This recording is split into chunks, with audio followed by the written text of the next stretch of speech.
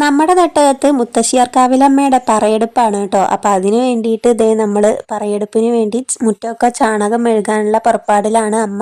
അങ്ങനെ ചാണകമൊക്കെ എടുത്ത് വെള്ളത്തിലൊക്കെ കലക്കി നന്നായി മുറ്റമൊക്കെ മെഴുകിയെടുക്കുകയാണ് കേട്ടോ. അപ്പം മുറ്റത്തിൻ്റെ മുഴുവൻ ഭാഗമൊന്നും ചാണകം മെഴുകണില്ല, കുറച്ച് ഭാഗം മാത്രം. അങ്ങനെ വൈകുന്നേരം ആകുമ്പോൾ നമ്മൾ ചാണകമൊക്കെ മെഴുകിയിട്ടു.